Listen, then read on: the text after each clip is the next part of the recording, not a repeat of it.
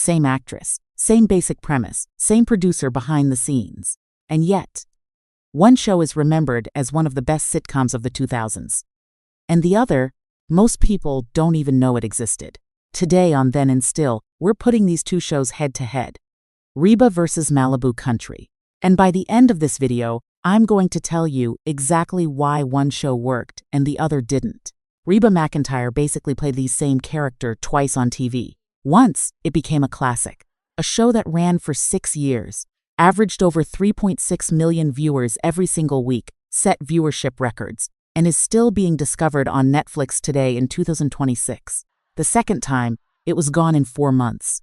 So, let me show you something that nobody really talks about. The setup. Wait, these shows are basically the same? Let's start with the basics, because when you actually look at these two shows next to each other, it's almost funny how similar they are. Reba, the original, premiered on October 5, 2001 on the WB. Reba McEntire plays Reba Hart, a Southern woman whose husband of 20 years leaves her for his dental hygienist. She's left to raise 3 kids alone in Houston, Texas. She's tough, she's funny, she's the kind of woman who handles chaos with a one-liner. On the other hand, Malibu Country, the sequel nobody asked for, premiered on November 2, 2012 on ABC. Reba McEntire plays Reba McKenzie, a country music wife whose husband is caught cheating on her. She moves her family to Malibu, California, and tries to restart her career. She's tough, she's funny, wait. We've seen this before. Both shows literally start with Reba getting cheated on. Both shows feature a strong-willed Southern woman suddenly rebuilding her life. Both shows have her dealing with a nightmare mother-in-law situation, chaotic kids, and an out-of-place fish-out-of-water story. And here's the kicker that most people don't know. Both shows were produced by the same man, Kevin Abbott. Abbott was the showrunner who took over Reba in Season 2 and ran it all the way to Season 6. He was the architect of everything that made Reba great. And then, a few years later, ABC brought him back to build Malibu Country from the ground up. So the question you should be asking is, if it's the same actress, the same basic story, and the same key producer, why did one show last 6 years and the other die in 1 season? We'll get there, but first, let's talk about the casts. Because this is where things start to get interesting. Starting with the show that made history. Yes, it's Reba. Number 1, Reba McEntire as Reba Hart. She was 46 years old when the show premiered in 2001. Already, a country music legend with 25 #1 singles to her name. But TV? That was a whole new world, and she absolutely owned it. Today in 2026, Reba is 71 years old, and she is still on our screens, starring in Happy's Place on NBC alongside her old Reba co-stars. The woman simply does not stop. Number 2, Melissa Peterman as Barbara Jean, the ditzy, loud, lovable new wife of Reba's ex-husband. Peterman was the breakout star of the show. Her chemistry with McEntire was the heart of the whole series. Now 54, Peterman is right back beside Reba in Happy's Place. Proof that some friendships are just built to last on screen. Number 3, Joanna Garcia Swisher as Cheyenne, Reba's daughter, the one who gets pregnant in high school and marries her boyfriend Van. Joanna was in her early 20s at the time. Today at 46, she has had a full career, starring in shows like Privileged and Sweet Vicious, and she is still active in Hollywood. The cast actually had a reunion dinner in 2024, and she wrote in the comments, "Goodness, I love you all so much." This cast genuinely became family. Number 4, Steve Howey as Van Montgomery, Cheyenne's lovable, not too bright husband. The guy was a scene stealer every single episode. Now 48, Howey has continued working in TV and film. He has also made guest appearances on Happy's Place, keeping that Reba connection alive. Number 5, Christopher Rich as Brock Hart, Reba's cheating ex-husband who somehow remains endearing throughout the show.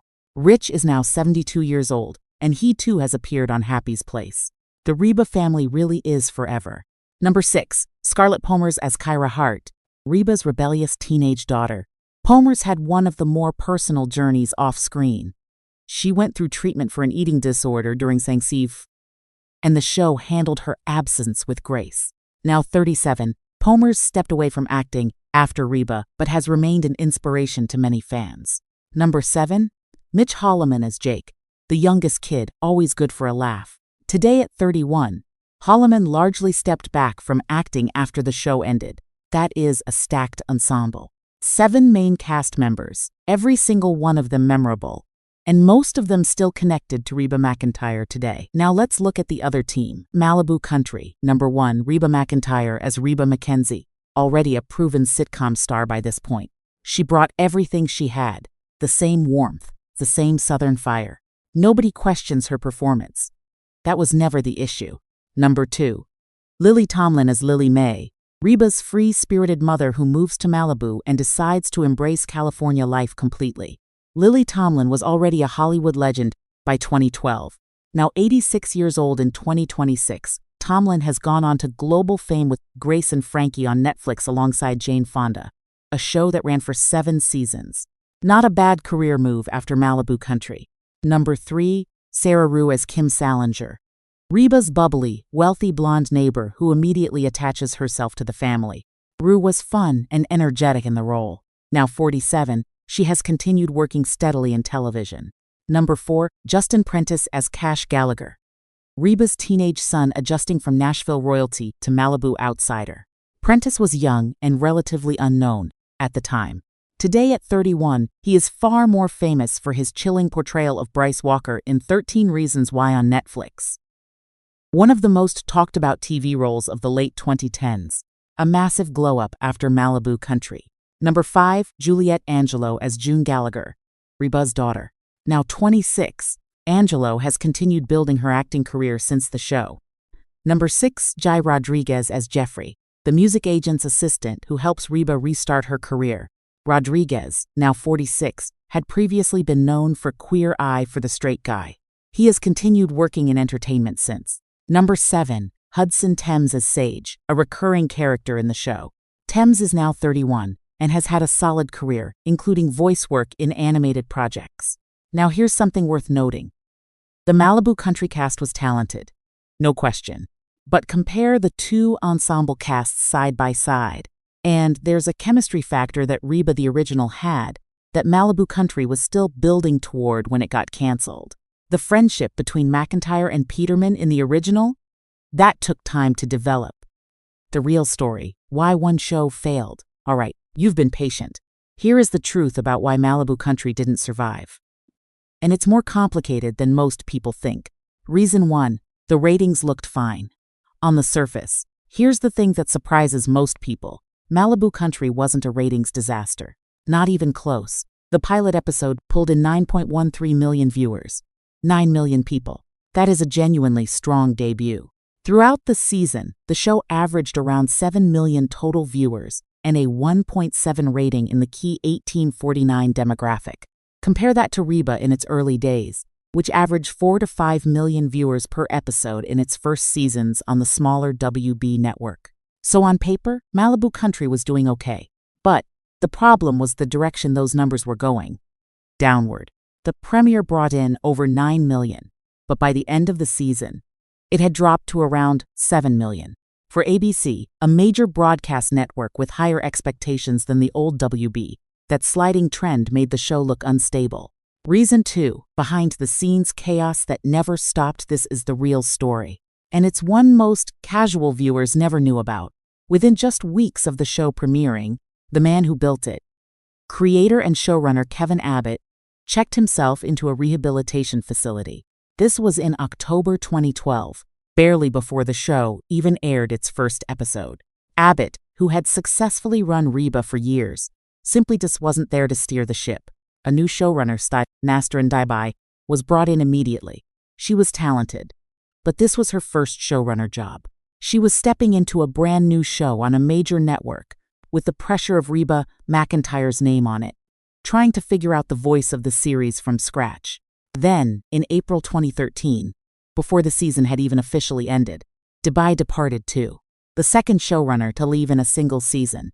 By the time the cancellation was announced in May 2013, the show had burned through 2 showrunners in less than 6 months. Think about what that means creatively. The person who sets the tone of a show, who decides what kind of humor to go for, what the characters are really about, what stories to tell. That person changed twice in one season. The show never had the chance to find its footing. Reason 3. It felt too familiar. Here's the honest creative issue. Malibu Country suffered from the shadow of Reba. Audiences who loved Reba looked at Malibu Country and saw a very similar show. Same star, similar setup, similar Southern fish out of water comedy. And instead of feeling like a fresh new thing, it felt like a lesser version of something they'd already loved. The critics noticed it too. Metacritic gave the show a score of just 41 out of 100.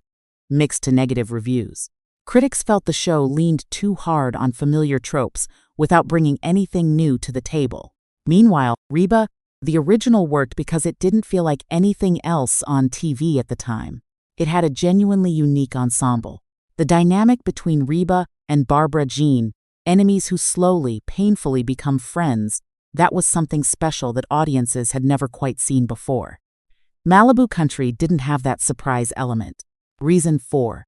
ABC was not the right home. Reba thrived on the WB, a smaller, warmer network that needed her just as much as she needed them. The show set viewership records for the WB's Friday night slot. It was a big fish in a pond that was happy to have it. Malibu Country landed on ABC, a major network where competition was fierce, expectations were higher, and a show averaging 7 million viewers was considered underwhelming. The same show on a different network might have survived. The numbers weren't bad, they just weren't ABC-level hits. The verdict: which show wins? So Reba versus Malibu Country. Which show was actually better? Reba wins, and it's not even close. Here's why. And it's not just nostalgia talking. Reba had 6 seasons to breathe, to grow, to let its characters become real people. The friendship between Reba and Barbara Jean became genuinely one of the most surprising and heartwarming dynamics in sitcom history. The writing found its rhythm. The ensemble became legendary. Malibu Country never got that chance. It was working with an incredible cast, a proven star, and a solid concept. But it was undermined by behind-the-scenes instability from literally before it aired. Placed on a network with sky-high expectations, and canceled before it could ever figure out what it wanted to be. Was Malibu Country terrible? No, honestly, no. Reba McEntire was great in it. Lily Tomlin was great in it. And had it gotten a second season with a stable creative team, it might have found its voice. But it didn't. And Reba, the original, remains not just Reba McEntire's greatest acting achievement on TV, but one of the most genuinely underrated sitcoms in American television history. The proof? The show ended in 2007, and in 2024, 17 years later, it cracked Netflix's top 10 most watched shows in the United States. You don't come back from the dead like that, unless you were something special to begin with. And Reba McEntire herself, she's still going. Happy's Place on NBC. Still working with Melissa Peterman. Still making people laugh. 17 years later, that Reba family never really broke up. The comment question: so that's the story. Same actress, same premise, same producer. Wildly different outcomes, and now you know exactly why. But here's what I want to know from you. Was Malibu Country actually underrated? Did it deserve a second season? Or did it get exactly what it earned? Drop your answer in the comments right now. And if you've been watching Then and Still for a while, you already know this channel is where we tell the real stories behind your favorite shows. Hit subscribe if you're new. And I'll see you in the next one.